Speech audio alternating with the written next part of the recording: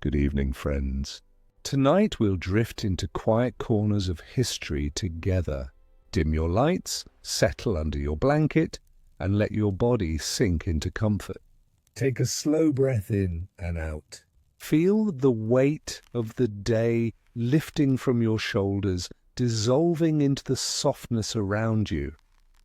Before we begin, I'm curious, where in the world are you joining from tonight? What time is it where you are? Share it in the comments if you feel like it. There's something comforting about knowing we're all scattered across time zones, yet here together in this moment of quiet. If this calm journey helps you unwind, tap like and subscribe, only if it feels right. No rush, no pressure, just a quiet evening together. Now let your breathing slow. And let me tell you a story about beauty, obsession, and the color of hair that once captivated an empire. Imagine walking through the streets of Rome on a warm afternoon in the year 50 AD.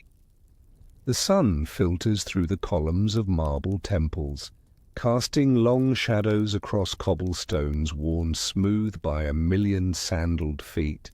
The air smells of olive oil, baking bread, and the faint metallic tang of the public fountains. And everywhere you look, if you know where to look, you see blonde hair. Not a natural blonde, mind you. This is Rome, perched on the Italian peninsula, where dark hair flows as naturally as the Tiber through the city. But blonde hair is everywhere that matters, on the heads of wealthy matrons being carried in litters, woven into the elaborate updos of courtesans at expensive dinner parties. Even if the poets are to be believed, glinting in the lamplight of private chambers where Venus herself might approve. Let me tell you something about the Romans that might surprise you. For all their famous engineering, their roads and aqueducts and military precision, they were obsessed with beauty in ways that would make a modern influencer blush. They had beauty standards that shifted and changed like Mediterranean tides, washing in new ideals with each conquered territory, each imported slave, each returning legion. And somewhere around the 1st century BC, blonde became the color of desire. You have to understand this wasn't always the case. Go back a few centuries earlier to the Roman Republic in its stern, virtuous days, and you'd find a very different aesthetic. The ideal Roman woman was supposed to embody gravitas, dignity, modesty. She wore her dark hair simply, perhaps braided and wound around her head in a style called the nodus, which was about as exciting as it sounds. Think of a cinnamon roll on top of someone's head, and you're not far off. Dark hair meant Roman. It meant respectable. It meant you could trace your lineage back through generations of proper families who'd never mixed with outsiders. The matrons of old Rome wore their brunette locks like badges of honor, proof of their pure Latin blood. But empires grow. And when they grow, they consume everything around them, including ideas about what's beautiful. The shift started slowly, the way most cultural changes do. Picture the Roman legions pushing north beyond the Alps into territories that had never seen Mediterranean sun. They encountered tribes the Romans called barbarians, the Gauls, the Germanic peoples, the Celts of Britain. These were fierce warriors with strange customs and stranger appearances, and many of them, particularly those from the forests of Germania and the misty hills of Gaul, had hair the color of wheat, of honey, of gold itself. Now, imagine you're a Roman soldier far from home, sleeping in a fortified camp at the edge of the known world. You've been raised to believe Romans are superior in every way, in law, in engineering, in civilization itself. But then you see a captive being brought through the camp gates, a woman from one of the northern tribes, and her hair catches the firelight like nothing you've ever seen before. It's not just light brown or sun-bleached. It's genuinely blonde, a color so rare in Rome that it seems almost supernatural. That soldier carries that image home. He tells stories in the taverns. Maybe he brings back a slave with golden hair, if he's wealthy enough. And slowly, drop by drop, the idea seeps into Roman consciousness. Blonde is exotic. Blonde is rare. Blonde is beautiful. By the time of Julius Caesar, that famous date around 50 BC, the transformation was well underway. Caesar himself helped accelerate it, actually, through his campaigns in Gaul and his expeditions to Britain. He brought back not just gold and tribute, but thousands of captives with hair the color of sunrise. The streets of Rome suddenly had a new kind of diversity, and with it, a new beauty standard began to crystallize. The poet Ovid, writing around the turn of the millennium, captured this shift perfectly in his works. He wrote love poetry that praised blonde hair with the kind of enthusiasm modern people reserve for designer handbags. In his art of love, he basically created a checklist for female beauty, and guess what color topped the hair category? He described golden locks with an almost religious reverence, comparing them to amber, to honey, to the goddess Venus herself. And Venus. Oh, Venus became the patron saint of this blonde obsession. Artists began depicting her with increasingly golden hair. Poets described her as flava, the Latin word for golden or yellow. Never mind that Venus was supposed to be the mother of the Roman people through her son Aeneas. Never mind that she should, logically, have looked like a Mediterranean woman. In the Roman imagination, ultimate beauty meant ultimate blondness, and so Venus transformed. This is where it gets really interesting, in that slow, drowsy way that historical ironies can be interesting. The Romans spent centuries conquering the world to prove their superiority, to spread Roman culture, Roman law, Roman everything. But in the process, they absorbed the beauty standards of the people they conquered. They fell in love with the very appearance of those they considered barbarians. It's like a cultural boomerang, if you think about it. The conquerors became the conquered, at least in matters of fashion and desire. And nowhere was this more apparent than in how Roman women began to desperately, frantically, sometimes dangerously pursue blonde hair for themselves. The demand became so intense that it spawned entire industries. Merchants who could supply blonde hair from the north became wealthy. Hairdressers who specialized in bleaching and dyeing commanded premium prices. Wig makers worked night and day to keep up with orders from Roman matrons who wanted to transform themselves into Venus-like beauties. But we're getting ahead of ourselves. Let your mind rest there for a moment, in that Rome of shifting standards, where dark-haired women looked at blonde captives and felt, perhaps for the first time, that their own natural appearance wasn't quite enough, where mothers might look at their brunette daughters and worry about their prospects in the marriage market, where a simple genetic trait, hair color, determined by melanin and nothing more, became weighted with meaning, with value, with desire. Take a slow breath. Feel your pillow beneath your head. The ancient Romans are long gone, turned to dust 2,000 years ago, but their anxieties about beauty might feel strangely familiar. The standards change, but the pressure remains, echoing across centuries like a whisper in an empty temple. Now you might wonder, where did all this blonde hair come from? How did Rome, a city built by and for dark-haired people, suddenly flood with golden locks? The answer takes us north, beyond the boundaries of civilization as Romans understood it, into the cold forests where amber-haired people lived in ways Romans found both fascinating and terrifying. But that's a story for the next chapter. For now, just let yourself imagine that Roman street again, the afternoon light, the smell of olive oil and bread, and everywhere you look, the glint of gold that shouldn't be there, imported from the edges of the world. Your breathing is slower now, steady. The ancient world fades into soft shadows, and we'll return to it in just a moment. The Roman poet Martial, writing around 85 AD, mentioned something curious in one of his verses.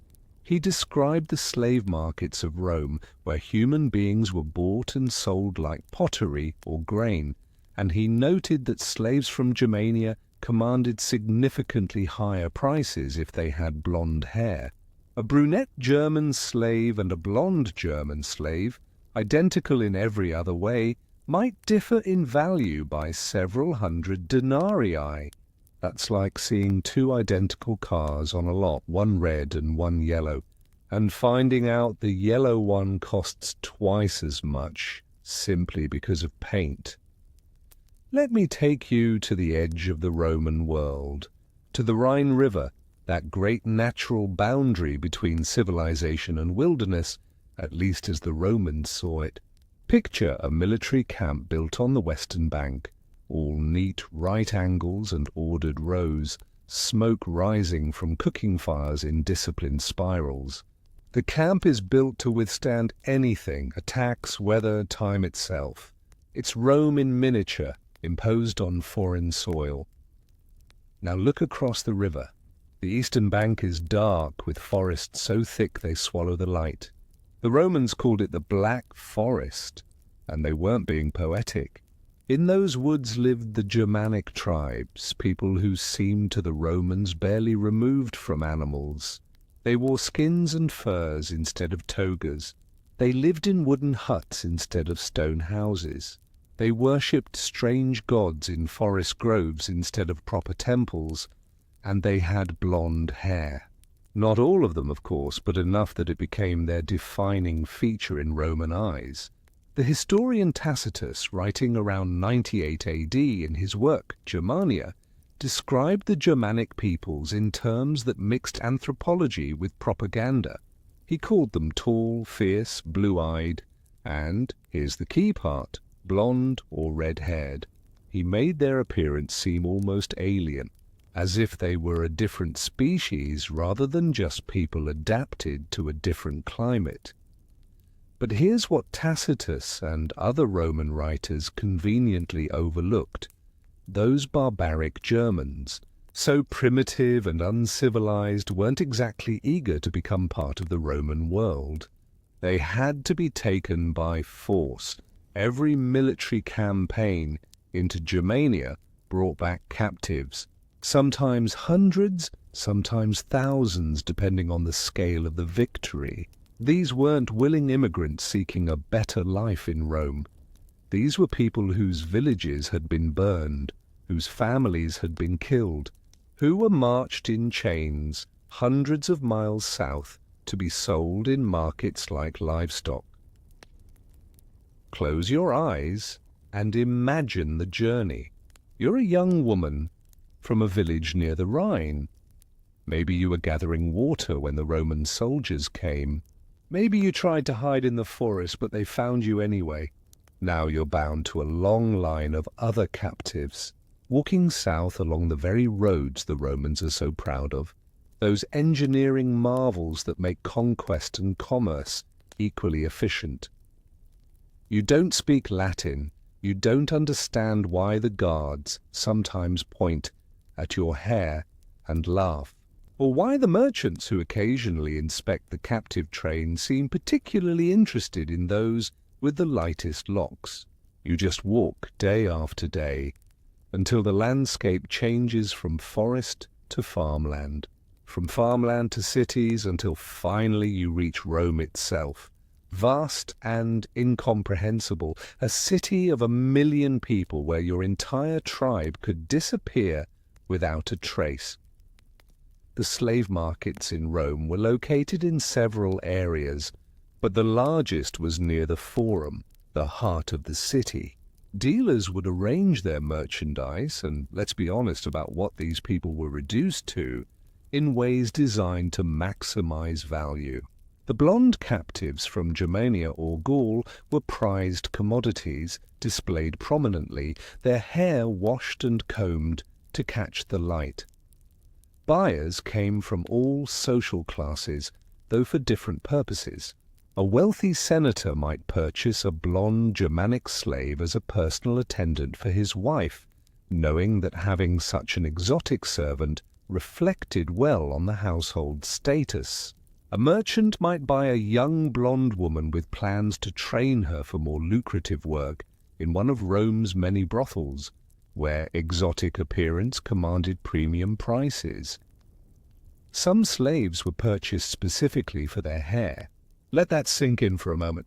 Not for their labor, not for their skills, but simply for the hair on their heads, which would be cut off and made into wigs for Roman women.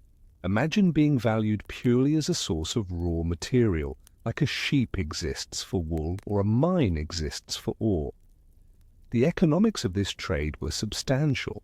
We have records from various periods of the empire showing that the slave trade was one of Rome's largest industries, and within that brutal business, appearance-based pricing was completely normalized. A skilled craftsman from the East might sell for one price, a strong laborer from Africa for another, and a blonde woman from Germania for significantly more than either, even if she had no particular skills beyond her genetic luck. There's a haunting detail in some of the sources. Roman women of wealth sometimes purchased young blonde slave girls and kept them not for any practical purpose, but almost as living dolls, dressing them elaborately, displaying them at dinner parties, showing off their golden hair the way someone today might show off a rare diamond. The slaves themselves were decoration, their humanity secondary to their aesthetic value. Now take a breath. Feel the comfortable distance of 2,000 years between you and these events. History is full of cruelties that can overwhelm us if we let them, but right now, in your safe, quiet space, you're just listening to echoes of the past. Let your shoulders relax. The impact of this slave trade rippled through Roman society in unexpected ways. For one thing, it created a strange dynamic where the children of these slaves, born in Rome, raised in Roman households, might be more valued than their freeborn Roman playmates simply because they inherited their mother's blonde hair. Slave children with golden locks could command astonishing prices if their owners decided to sell them. This created a perverse incentive. Some slave owners in Rome essentially bred their slaves, particularly trying to maintain and propagate blonde hair through generations.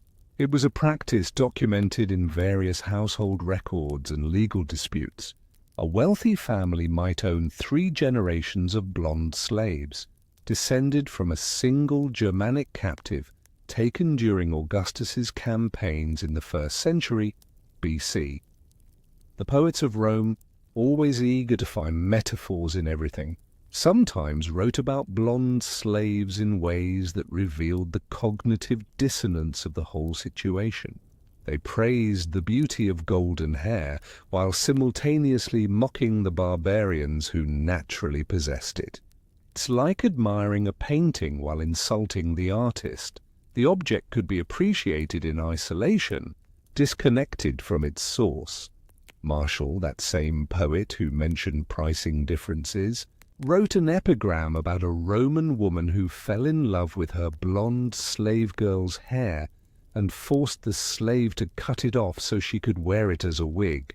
He meant it as humor, as satire of Roman vanity, but reading it now across the centuries, the cruelty is stark. The slave's one valuable asset, the thing that made her expensive, was literally taken from her head so her owner could pretend to be something she wasn't. The scale of this trade is hard to comprehend from our modern perspective. Over the course of the empire, millions of people were enslaved and moved around the Mediterranean world. A significant percentage of Rome's population at any given time consisted of slaves or freed slaves, and among those millions, the blonde captives from the north formed a visible, valued, and utterly exploited subset. There's a strange archaeological evidence of all this. In excavations of Roman sites, particularly luxury villas, archaeologists occasionally find the remains of elaborate hairdressing equipment, curling irons, specialized combs, mixing vessels for dyes and bleaches, and sometimes, very rarely, they find hair itself, preserved in the unique conditions of certain burial sites or trash heaps.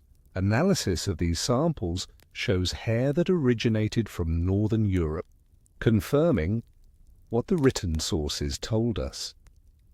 Romans were literally importing hair from the territories they conquered. Let your mind wander through a Roman villa now. In that drowsy way thoughts drift before sleep. Imagine a room filled with morning light where a blonde slave girl sits patiently while a hairdresser arranges her mistress's wig made from the hair of another blonde slave from the same distant forest. The mistress looks at herself in a polished bronze mirror, satisfied with her transformed appearance, while the slave girl, whose own blonde hair is visible beneath her simple cap, remains invisible, her beauty only valuable when removed from her own head. It's a strange paradox when you think about it through the haze of approaching sleep. The Romans conquered the world but couldn't conquer their own desire for what they didn't naturally have. They could take the land, the resources, the people themselves, but they couldn't take the simple genetics that produced naturally blonde hair. So they took the next best thing. They took the hair itself and the people who grew it and built an entire industry around that taking. And the truly unsettling part? The blonde slaves often had no idea why they were valued. Imagine being taken from your home, unable to speak the language of your captors, and discovering that people will pay extra for you without understanding that it's because of something as arbitrary as your hair color. It would be bewildering, dehumanizing, reducing your entire worth to a trait you didn't choose and probably never thought about until Romans made it the center of your existence. But this is the part of the story we need to understand to make sense of everything that follows. The blonde obsession in Rome wasn't abstract or theoretical. It was built on the backs of real people, taken from their homes, reduced to commodities, valued for body parts they couldn't control. Every blonde wig, every successful bleaching treatment, every Venus-like transformation of a Roman matron's appearance was ultimately rooted in this brutal commerce. The Rhine River keeps flowing, of course, the same as it did 2,000 years ago. The forests have changed, the camps are long gone, but somewhere in the German soil are the traces of villages that were raided for their most beautiful inhabitants. Somewhere in the Mediterranean are the unmarked graves of slaves whose value was determined by the color of their hair. Rest now. Let these heavy truths settle softly, like dust on ancient stones. The world has changed in many ways since then. In other ways, it hasn't changed enough. But that's philosophy for another time. For now, just breathe and know that history flows on like that river, carrying everything away eventually. When you're ready, we'll move on to what happened to all that imported hair and the industry that grew up around it. There's a letter, preserved through the centuries by pure luck, written by Pliny the Elder around 77 AD. Pliny was a Roman natural historian, the kind of person who wrote encyclopedias of knowledge about the world, and in one of his volumes he mentions almost in passing that the best wigs in Rome are made from the hair of Germanic and Gallic captives, and that a good blonde wig can cost more than some slaves cost themselves. Let that image sit with you for a moment. A wig made of human hair, taken from a conquered people, worth more than a living human being. It's the kind of detail that sounds invented, too dark to be real, but there it is, recorded matter-of-factly in an encyclopedia as if it's no more. Remarkable than noting the price of wheat or the methods of making olive oil. The wig industry in ancient Rome was sophisticated in ways that might surprise you. This wasn't just people cutting hair and plopping it on heads. This was artistry, craftsmanship, and commerce, all braided together into one of the luxury industries that kept Rome's economy humming along. Let me walk you through how it worked, in that slow, meandering way that helps thought settle into the rhythms of sleep. First, the hair had to be acquired. We talked about the slave markets, but there were other sources too. Some slaves had their hair cut regularly, and this hair was collected and sold. When a blonde slave died, and slave mortality rates in Rome were grim, their hair was often harvested before burial. Some sources even suggest that certain unscrupulous merchants might purchase hair from battlefields after major conflicts in the north, though whether this was actually practiced or just a scandalous rumor is hard to say from this distance. Once acquired, the hair went to workshops usually located in specific districts of Rome known for luxury goods.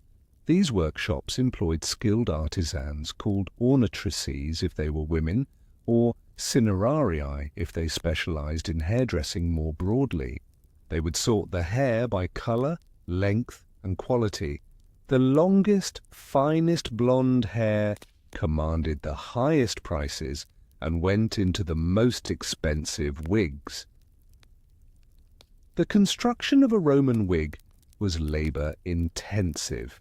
Unlike modern wigs with their elastic caps and machine-stitched wefts, Roman wigs were built on foundations of fine netting made from human hair or silk thread.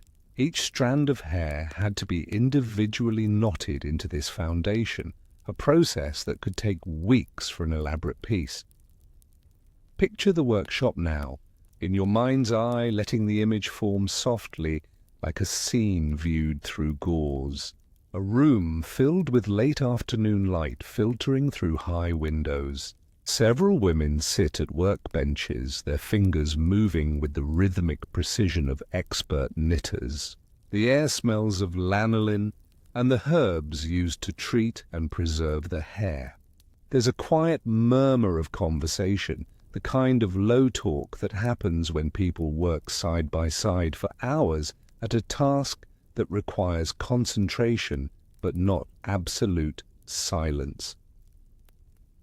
In the corner, sorted bundles of hair hang from pegs on the wall, ranging in color from the palest platinum to dark gold to red gold.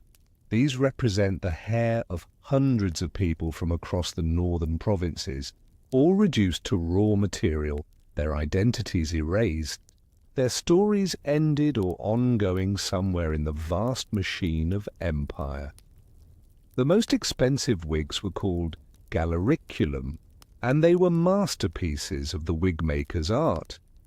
These weren't simple caps of hair, but elaborate constructions that mimicked the complex hairstyles fashionable among wealthy Roman women. Remember, Roman hairstyles could be architectural, towering arrangements of curls, braids, and twists that seemed to defy gravity. Creating a wig that could replicate these styles required not just skill with hair, but understanding of structure, balance, and engineering. Some of these wigs had internal supports made of wire or wood, hidden within the hair to maintain the shape. Others used a technique where the foundation was built up in layers, creating volume and height. The most elaborate might include not just hair, but also decorations woven into the piece, gold thread, small gems, even tiny carved ivory ornaments. The cost of these creations was substantial. A top-quality blonde wig could cost anywhere from several hundred to several thousand denarii, depending on the elaborateness of the piece. To put that in perspective, a Roman soldier's annual salary was about 900 denarii. A skilled craftsman might make twice that. So a truly spectacular blonde wig represented a significant investment, something only the wealthy could afford. But the Roman aristocracy had wealth to spare, and they spent it freely on appearance. There are records of women owning multiple wigs for different occasions. One for formal dinners, one for theatre outings, one for religious ceremonies. Changing wigs was like changing outfits, a way to transform your appearance and, by extension, how others perceived you. The social dynamics around wig wearing were complex and sometimes contradictory.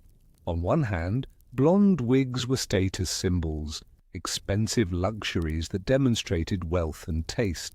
On the other hand, there was always a slight stigma attached to wearing a wig at all, because it meant you were concealing your natural appearance, which Roman moralists considered a form of deception. The satirist Juvenal, writing in the early 2nd century AD, mocked women who wore wigs so elaborately that they added a foot or more to their height. He described them as building their hairstyles like construction projects with multiple tiers and supports. His satire was meant to criticize vanity and excess, but it also gives us a window into how common and how extreme the practice had become. There's a particularly vivid passage where Juvenal describes a wealthy woman preparing for an evening out. She starts with her natural hair, which is dark and unremarkable by fashionable standards. Then layers of wigs and hairpieces are added, each secured with pins and combs, until she's transformed into a blonde goddess, towering over her servants, barely recognizable as the same person who woke up that morning. Let your breathing slow as you imagine this transformation, like watching time-lapse footage of a butterfly emerging from a chrysalis, except instead of natural metamorphosis, it's an expensive, elaborate construction project involving the hair of conquered peoples and the labor of skilled artisans. The wig trade created its own economy within Rome's economy. There were merchants who specialized in importing raw hair from the provinces, middlemen who connected these merchants with workshops, artisans who made the wigs, retailers who sold the finished products, hairdressers who styled and maintained them, insurance agents who would guarantee the value of particularly expensive pieces, even lawyers who specialized in disputes over wig fraud, cases where a wig was sold as genuine Germanic blonde but turned out to be dyed Italian brown. Yes, wig fraud was apparently enough of a problem that legal specialists emerged to handle it. There are court records from the era discussing cases where women sued merchants for selling them inferior product, claiming the wigs weren't actually made from the advertised blonde hair of northern captives, but from cheaper, dyed alternatives. This tells us something important. The origin of the hair mattered almost as much as its color. It wasn't enough to look blonde. Wealthy Roman women wanted to know that their blonde appearance came from genuine Germanic or Gallic hair. There was a kind of prestige in wearing the hair of conquered peoples, a way of literally wearing Rome's victories on your head. Think about that as you drift towards sleep. The conquest wasn't just military or political. It was intimate and personal, extending to the very strands of hair that grew from the heads of defeated peoples. A Roman matron wearing a blonde wig made from Germanic hair was, in a sense, wearing a trophy of war. She was participating in the empire's expansion every time she appeared in public, with that golden crown that nature never gave her. The archaeological evidence for this trade is scattered but telling. In excavations of Roman villas, particularly in Pompeii and Herculaneum, where volcanic ash preserved items that normally would have decayed, archaeologists have found what appear to be wigs or hairpieces. Analysis of these finds confirms they're made from hair that likely originated in northern Europe, based on the characteristics of the hair shaft and pigmentation. Even more telling are the workshops. In Rome itself, archaeologists have identified buildings that show signs of being wig-making establishments. They find specialized tools, fine needles for knotting hair, combs with specific spacing for sorting strands, braziers for heating curling irons, basins for washing and treating hair. Sometimes they even find the raw material itself, bundles of hair stored in containers, waiting to be transformed into valuable commodities. The scale suggests this wasn't a niche market but a major industry.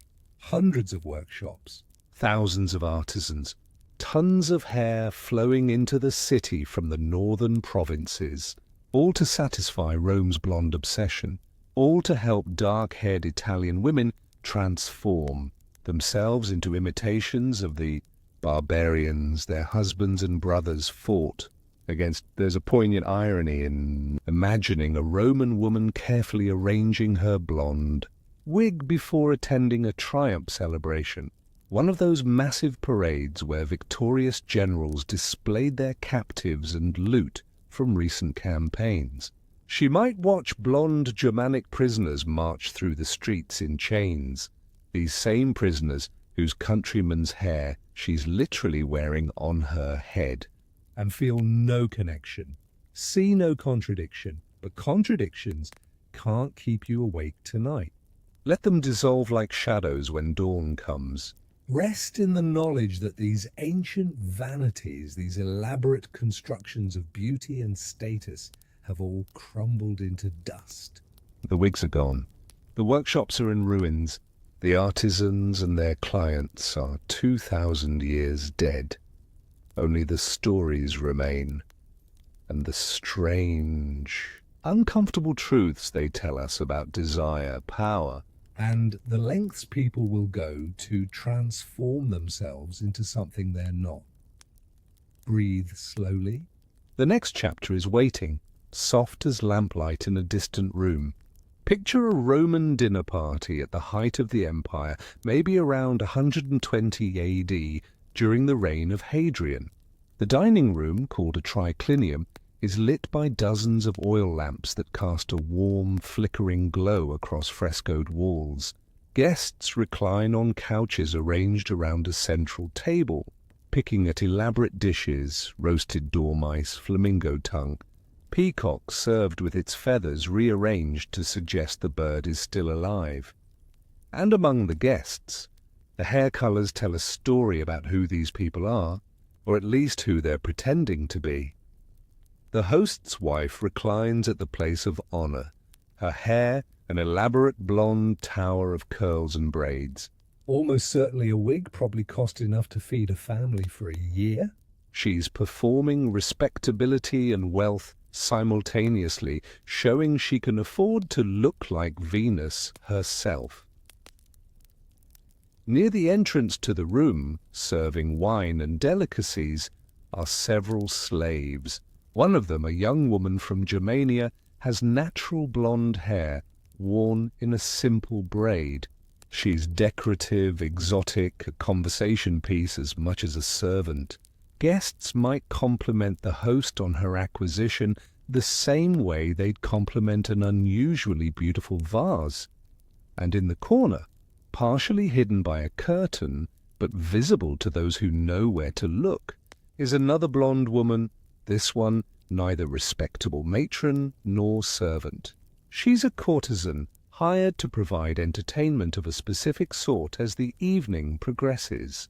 Her blonde hair might be natural, might be a wig, might be dyed.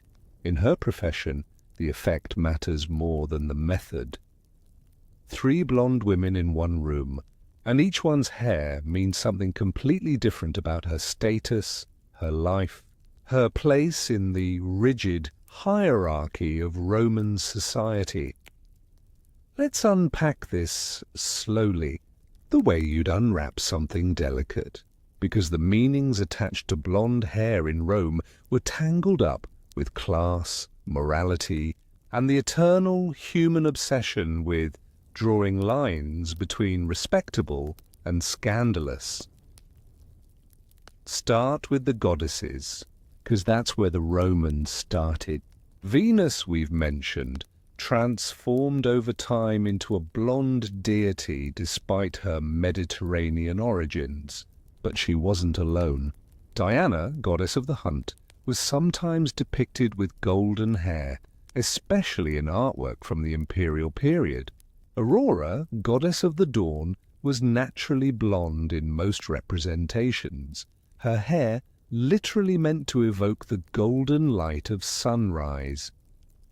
When goddesses are blonde, and when poets spend centuries comparing blonde women to goddesses, something interesting happens in the cultural consciousness. Blonde hair becomes divine.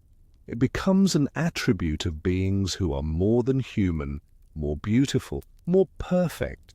It transcends the mundane reality of mere mortality. But here's the tension. And let it settle over you like a soft blanket. If blonde is divine, and if respectable Roman women want to embody that divine beauty, but they need wigs or dyes to achieve it, are they honoring the goddesses or insulting them through imitation? The Romans themselves couldn't quite decide. Conservative moralists, and Rome had plenty of them, men who spent their time complaining that society was going downhill and nothing was as good as the old days, frequently railed against women who altered their appearance. They saw wig-wearing and hair-dyeing as forms of deception, ways of lying about your true nature. Some went further, claiming that changing your hair color was an insult to the gods who'd given you your natural appearance. Pliny the Elder, the same encyclopedist who told us about wig prices, also recorded a belief that blonde hair dye might make women infertile. Whether he believed this, or was just repeating popular superstition, is unclear, but the association was there. Changing your hair was unnatural, and unnatural acts brought unnatural consequences.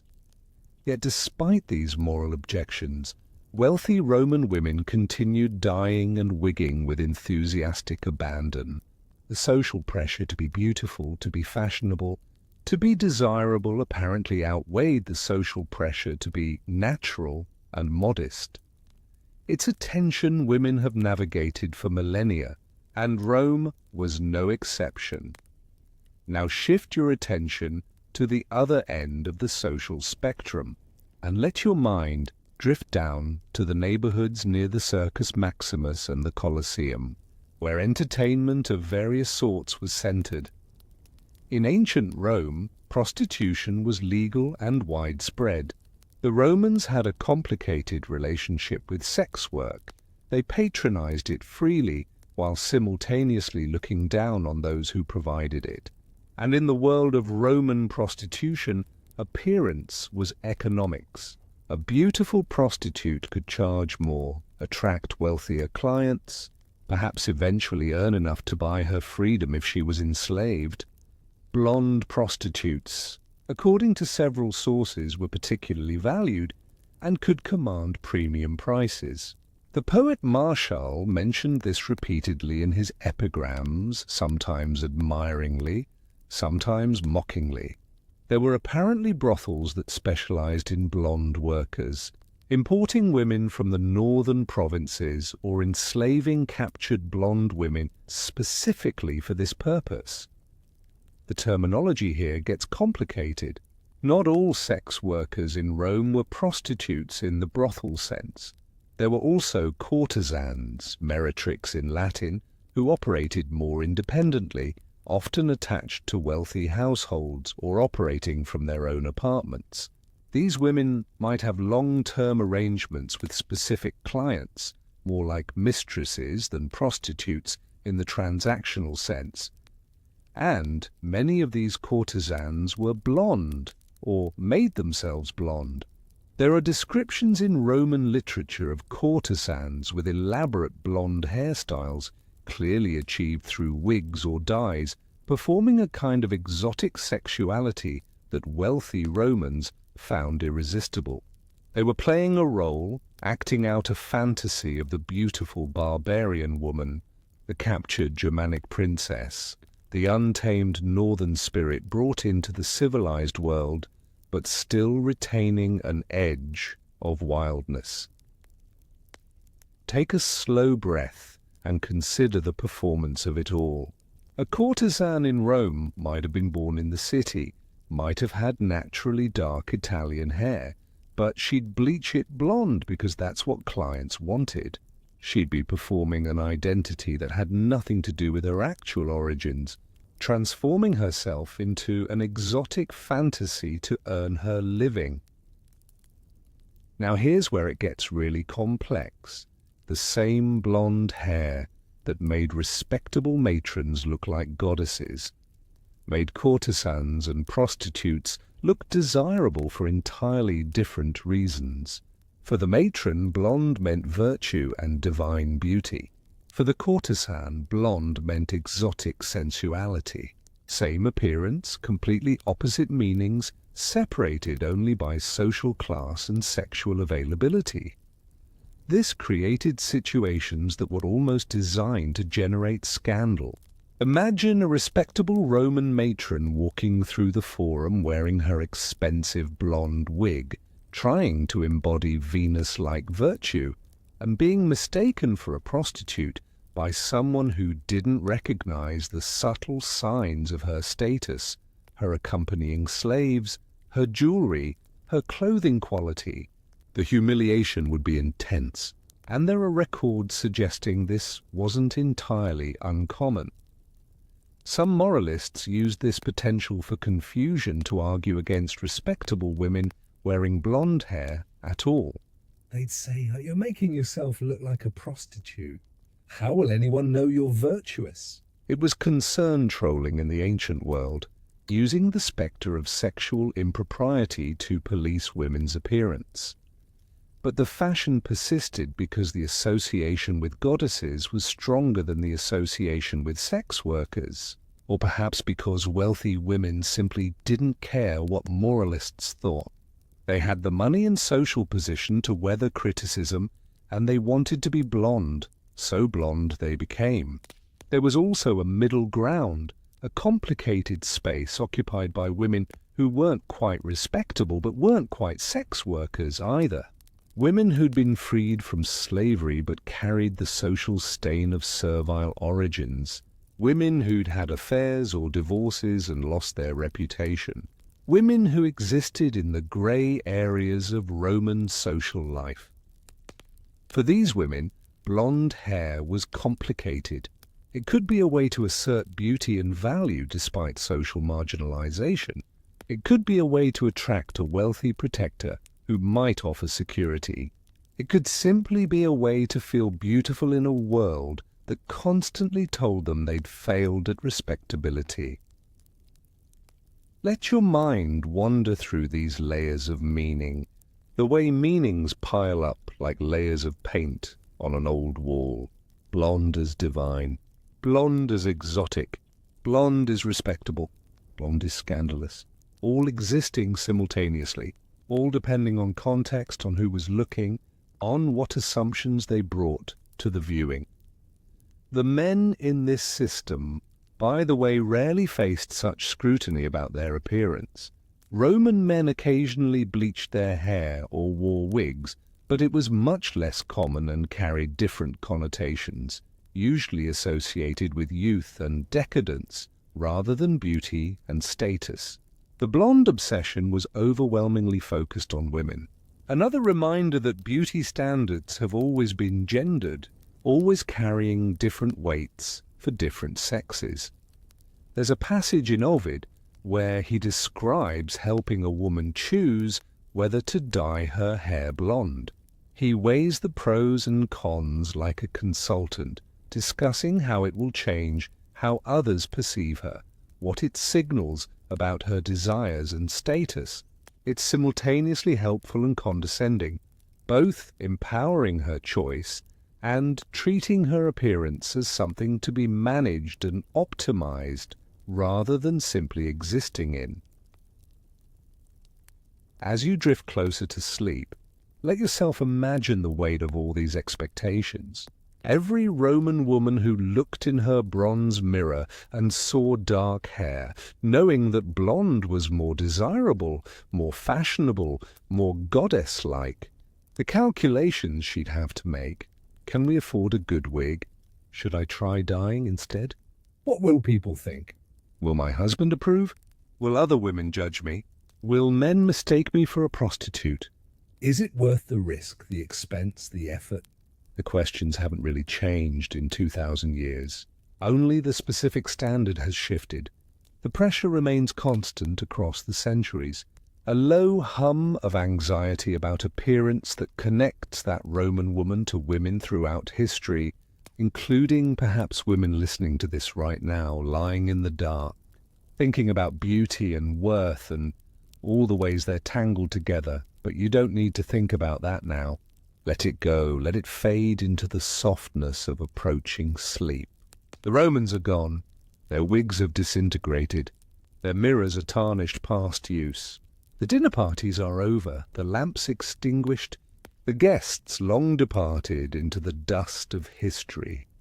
Only the stories remain, whispering their truths about desire and status, about who gets to be beautiful and on what terms, about the performances we all give just by existing in our own bodies. There's a recipe preserved in a Roman medical text from around 200 AD that I need to tell you about. It's a formula for hair bleach, and the ingredients include quicklime, wood ash, and something called spuma batava, which translates roughly to Batavian foam, but was actually a type of soap made from animal fat and the ashes of beech trees, imported from what's now the Netherlands. The text gives detailed instructions. Mix the ingredients into a paste, apply to the hair, sit in the sun for several hours, rinse thoroughly.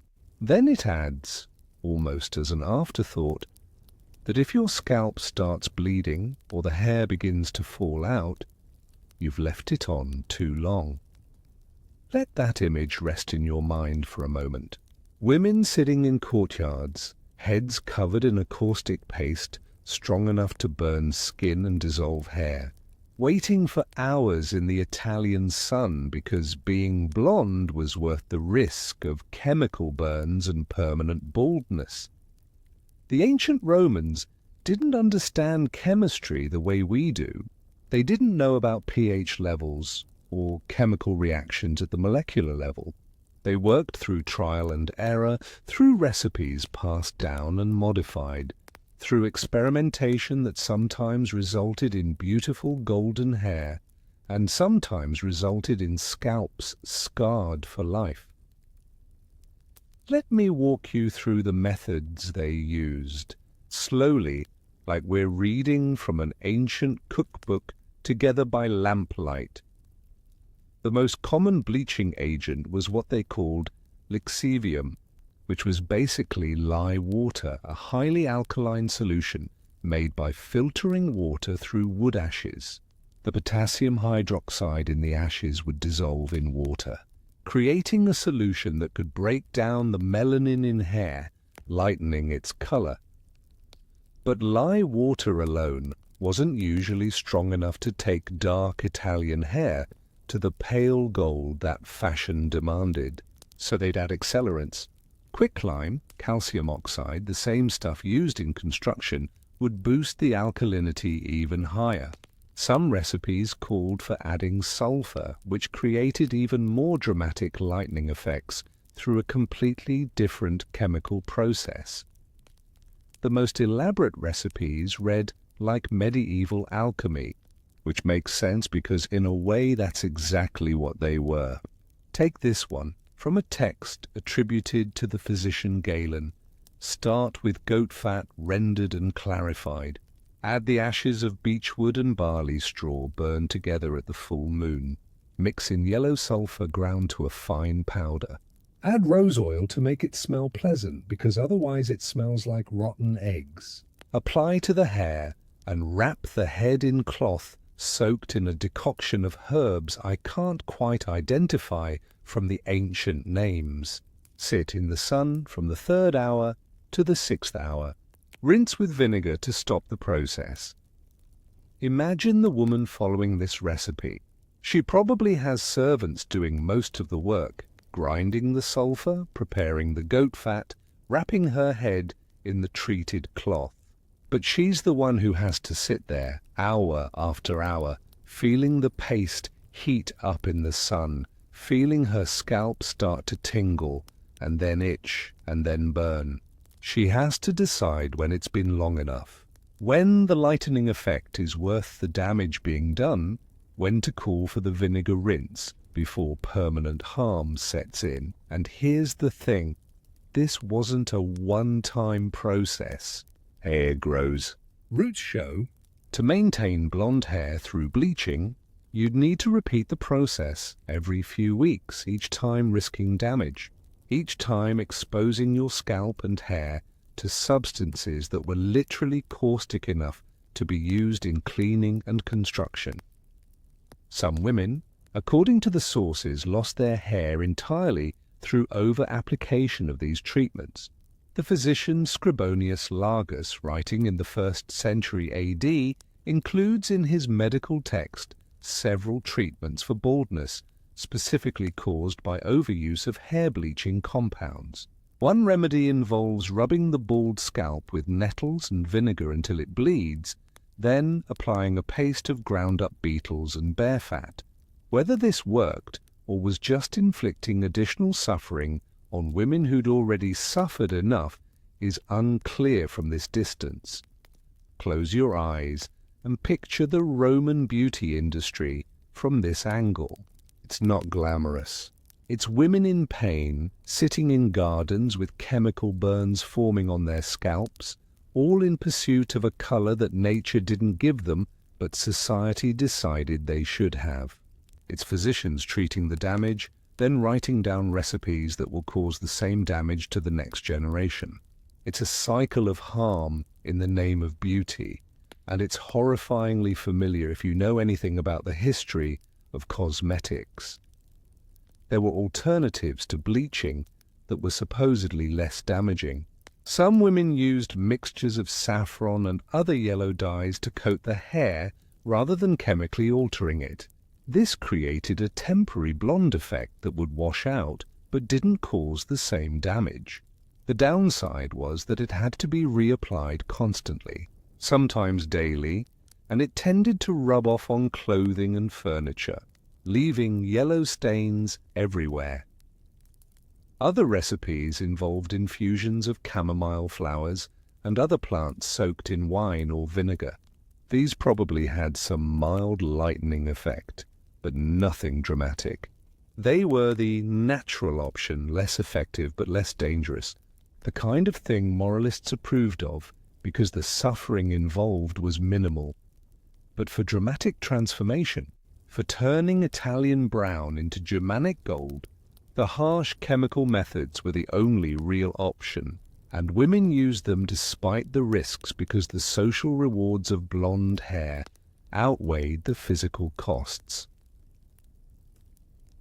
Let your breathing slow as you consider the economics of this. Rich women could afford the best ingredients, the most experienced servants to apply them, the physician's care afterward if something went wrong.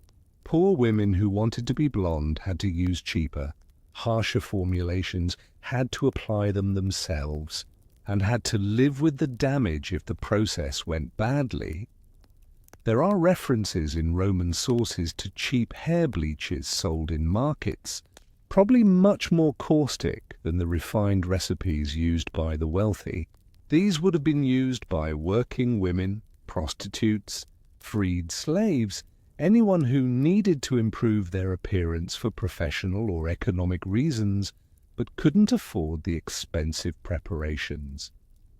The damage from these cheap bleaches must have been severe.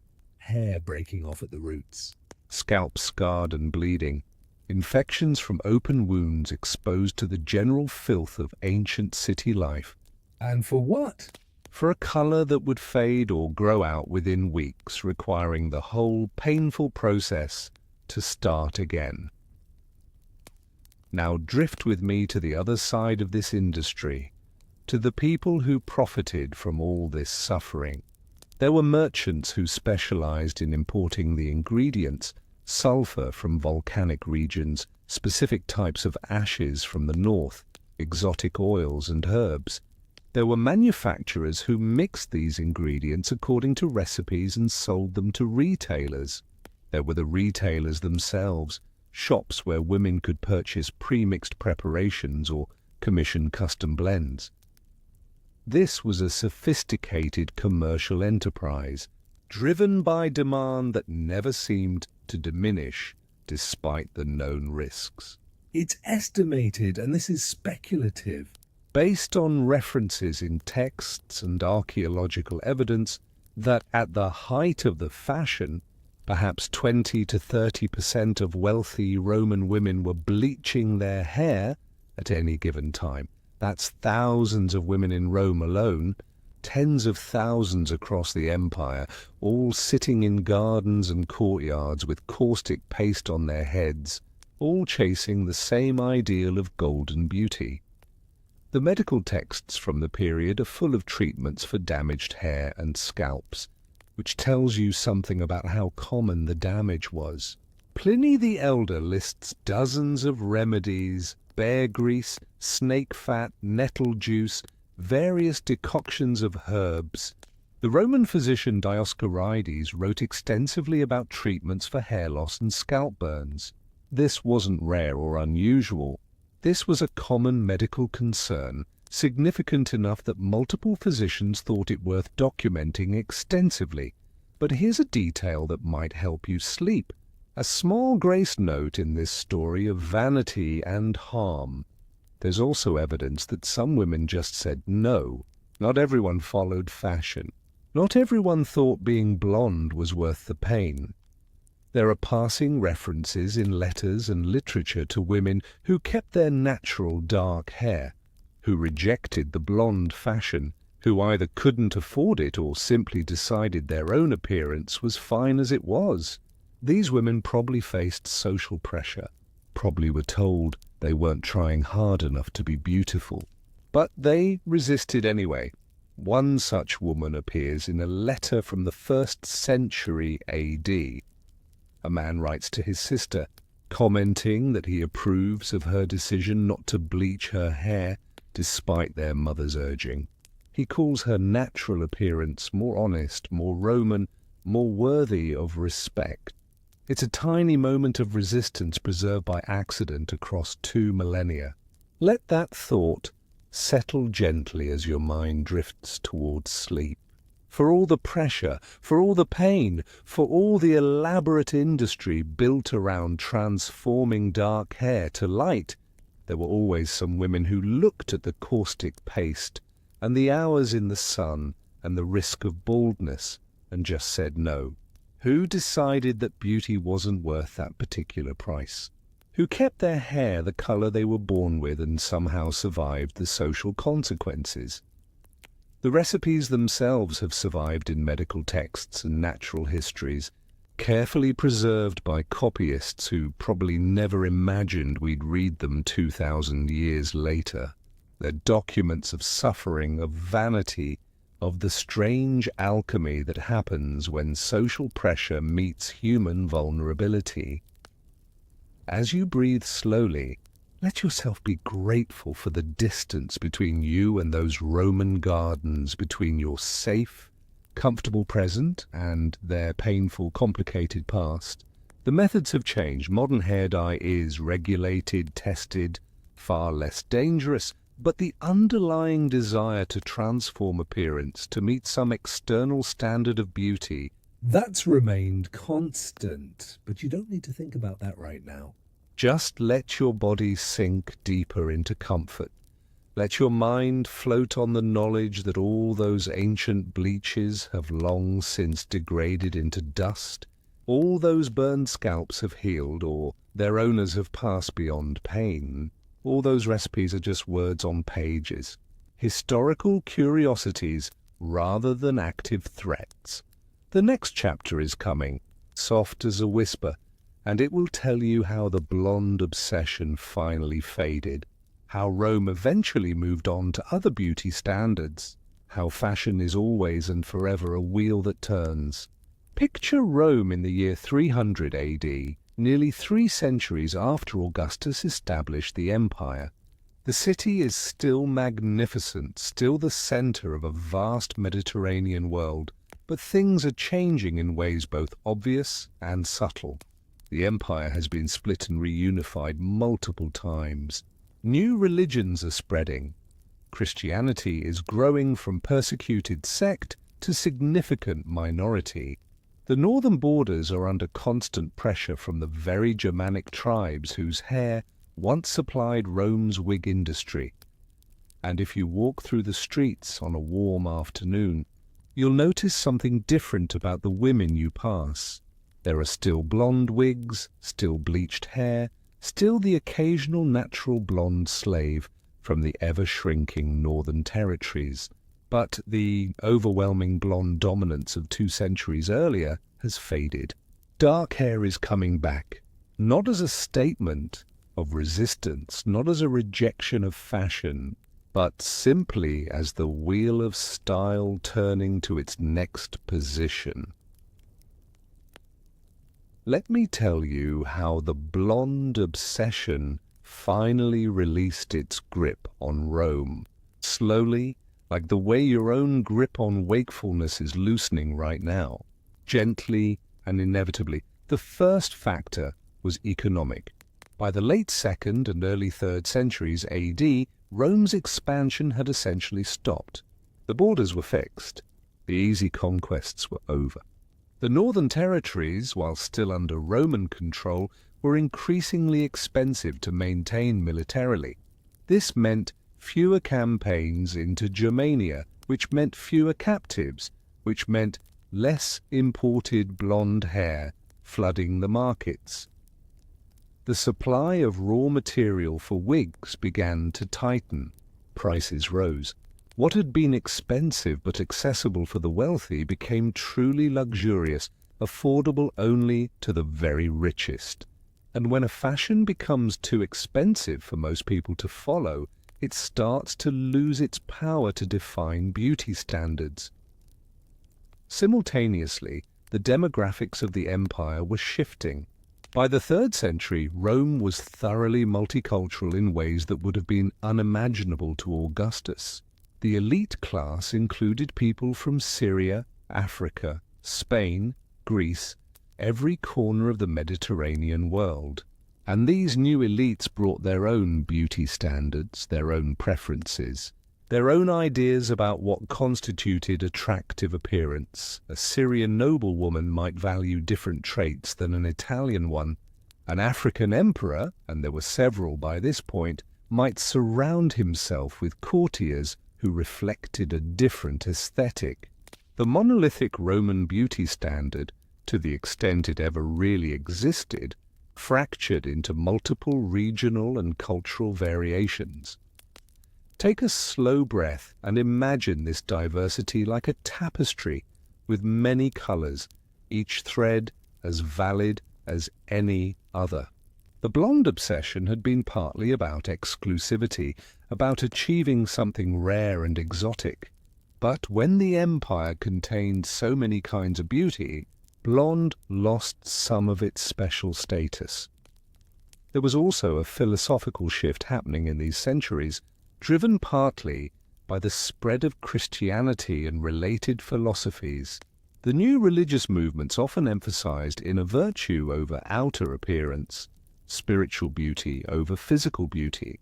While this didn't eliminate vanity, humans are human regardless of era. It did create a counter-narrative to the pure aestheticism of earlier centuries. Christian writers condemned the use of wigs and dyes as forms of vanity and deception. They argued that altering your God-given appearance was a kind of sin, a rejection of divine creation.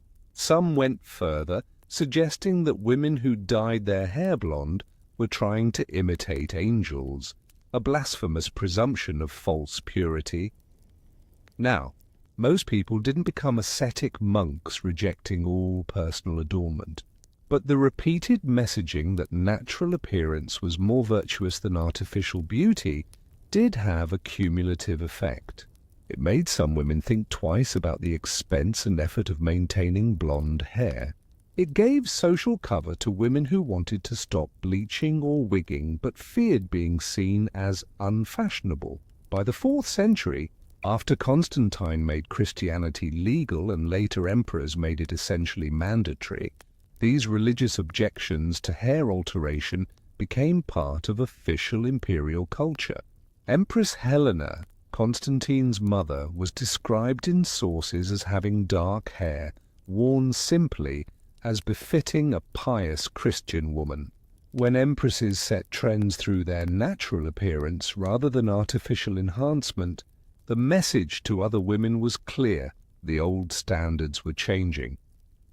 Let your mind drift through these decades of slow transformation, the way a river slowly changes its course, not through dramatic floods but through persistent, gentle erosion of old patterns. There's also evidence that the blonde ideal simply became less associated with beauty as contact with Germanic peoples shifted from conquest to conflict. In the 3rd century, Germanic tribes repeatedly raided across the Rhine and Danube, sometimes penetrating deep into imperial territory. The Goths sacked Athens. The Alemanni reached Milan. The Franks raided Gaul.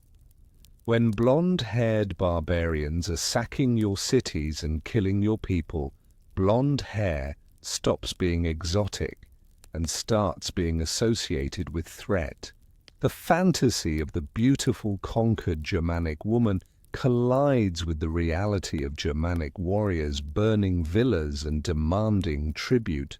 It becomes harder to romanticize the appearance of people who are actively destroying the empire. This is speculation. Of course, no Roman writer directly connects declining appreciation for blonde hair with increased Germanic invasions. But the correlation is there in the timeline, and it makes psychological sense. We tend to find attractive things that feel safe, that we can control. When blonde hair belonged to slaves and captives, it could be eroticized. When it belonged to invaders, that association became much more complicated. By the 5th century, as the Western Empire stumbled toward its final collapse, the beauty ideals that had dominated for centuries were thoroughly transformed. The archaeological record shows fewer elaborate wigs in burials, fewer references to hair bleaching in the surviving texts, fewer artistic depictions of golden-haired beauties. Dark hair, natural, simple, unaltered, became the default again, not as a statement but simply as the easiest, most practical option in increasingly unstable times. When you're worried about food supply and military defense, spending hours sitting in the sun with caustic paste on your head probably feels like a luxury from a more secure age. There's a poignant quality to reading the last literary references to blonde hair fashion. They appear in texts from the early 5th century, written by aristocrats watching their world collapse around them. They describe the fashions of earlier times with a kind of nostalgia, as if blonde wigs represent a lost age of security and luxury. One writer, Sidonius Apollinaris, describing life in Gaul around 460 AD, mentions in passing that his mother's generation wore elaborate blonde wigs, but his own generation of women wore their hair naturally. He doesn't moralize about it or explain why. It's just a casual observation. Things changed, let that settling feeling wash over you. The way all empires eventually settle into dust, the way all fashions eventually fade. Rome's blonde obsession lasted roughly 400 years, from the 1st century BC when Caesar brought back golden-haired captives from Gaul, to the 4th century AD when Christianity and economic pressure and demographic change finally shifted preferences elsewhere. 400 years is a long time. Multiple human lifetimes. Generations of women sitting in gardens with bleach on their heads, generations of slaves valued for hair color, generations of wig makers and dye merchants, and physicians treating chemical burns. And then it ended, not with a dramatic rejection, but with a slow fade, like golden hair gradually growing out to reveal dark roots, natural color asserting itself once again. The final irony came when the Western Empire fell entirely. The Germanic tribes that Rome had conquered, enslaved and raided for their hair, eventually conquered Rome itself. The Goths, Vandals, Franks and Lombards carved up the empire and established their own kingdoms on its ruins. And in those kingdoms the blonde hair that Romans had so desperately pursued was just normal, natural, unremarkable. The exotic had become ordinary. The conquered had become conquerors. The hair color that once signified divine beauty was now just the hair color of people who happened to live in northern Europe, no more inherently beautiful than any other trait. By the time the medieval period was fully established in Europe, beauty standards had regionalized completely.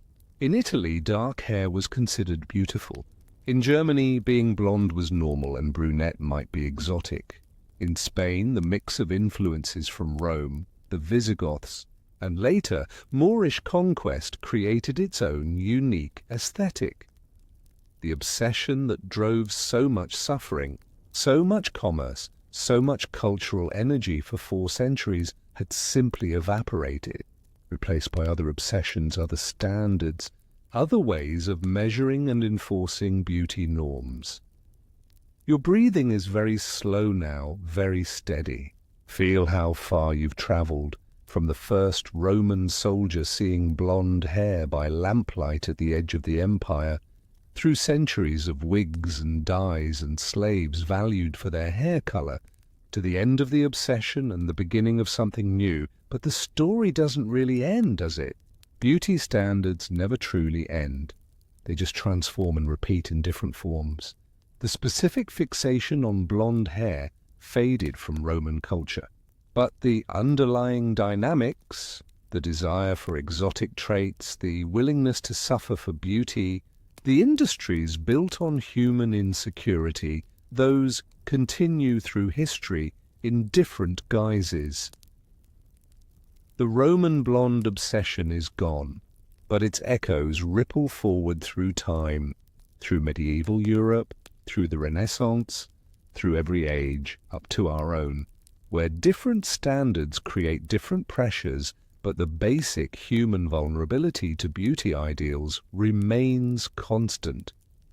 Let that thought drift away like smoke dissolving in darkness. You don't need to solve it. You don't need to fix the eternal human tendency to create arbitrary standards and suffer trying to meet them. You just need to know the story to understand that this pattern is ancient, that people 2,000 years ago felt similar pressures to people today, that beauty has always been complicated and painful and powerful, and now, as we reach the end of our journey through Roman history, as the last lamplight flickers in our imaginary villa, and the night grows deep and soft around us, let yourself simply rest in the knowledge that all these ancient vanities have passed away. The wigs are dust. The dyes have evaporated. The slaves are free by virtue of being 2,000 years dead. The empire is in ruins. The obsessions are finished. Only the stories remain, and you've heard this one now. Carry it with you through these hours of quiet darkness. Let it settle into your mind like sediment drifting to the bottom of a still pool. Take one more deep breath. Hold it gently. Release it slowly. And so we've wandered together through the strange, vain, sometimes cruel world of ancient Rome and its love affair with blonde hair. From the first Germanic captives brought back in chains, to the elaborate wig industry that grew up around conquered peoples, to the dangerous alchemy of hair bleaching, to the slow fade of the obsession as empire and fashion both transformed into something new. If you drifted off somewhere along the way, that's perfect. That's exactly what this journey was meant to provide. A gentle path into peaceful sleep, paved with the quiet details of history. If you made it all the way to the end, I hope you found something interesting, something soothing. maybe even something that helps you see our own beauty standards with a little more perspective. History has a way of showing us that the things we think are permanent and natural, our ideals, our obsessions, our certainties, are actually just temporary patterns that shift and change and eventually fade away entirely. The Romans thought blonde hair was the pinnacle of beauty, worth any price to achieve. We look back and see that obsession as strange, arbitrary, even cruel. And perhaps people 2,000 years from now will look back at our own beauty standards and think the same. But that's philosophy for another night. For now, just let yourself drift. Let these stories of ancient vanity settle into memory, or let them dissolve into dreams. Let your body grow heavy with sleep. Let your breathing deepen. Let the modern world fade away. If this helped you unwind, if these quiet hours of history gave you some peace, I'd love to know. Leave a comment telling me where you are, what time it is in your corner of the world, or just let me know you were here. And if you want more journeys like this, more boring history to help you sleep, tap that subscribe button when you're awake enough to remember. May these memories of ancient Rome guide you into peaceful dreams. May you sleep deeply and wake refreshed. And may you remember, as you drift off, that all our anxieties and obsessions, all our efforts to transform ourselves into someone else's ideal, will eventually fade just like Rome's blonde obsession faded back into the darkness, back into history, back into the quiet place where all finished stories go to rest. Thank you for being here with me tonight, friends, for sharing this quiet space and these wandering thoughts, for letting me tell you about wigs and bleach and the strange things humans will do in the name of beauty. Sweet dreams, wherever you are, whatever time it is, however you found your way here. Sleep well, and if you need me, I'll be here tomorrow night, ready to drift through some other quiet corner of history together. Good night.